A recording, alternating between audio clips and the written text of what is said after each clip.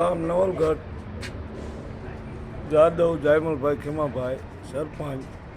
આ અમારે આ ભઠ્ઠીનો આવો વિચાર એવો આવ્યો કે ગંભીરસિંહ અમારા બાજુમાં સીતાપુરમાં છે, ત્યાં ભઠ્ઠી એમને કીધું કે આ ભઠ્ઠી તમે કરો, આનાથી આ ફાયદો થાય છે. પછી પહેલાં અમે બહાર લાકડાને સળગાવતા, અગ્નિ સંસ્કાર દેતા, એમાં 300થી 400 કિલો લાકડા જોતા, અને આ ભઠ્ઠી આવવાથી 100 કિલો લાકડામાં કમ્પ્લેટ બોડી અને ટેમનો પણ બચાવ થાય છે. અત્યારે 1 કલાક થાય છે. અને હિન્દુત્વ શાસ્ત્ર મુજબ આ ભઠ્ઠીમાં બધી વિધિ થઈ શકે છે અને પડખે જઈ શકે છે.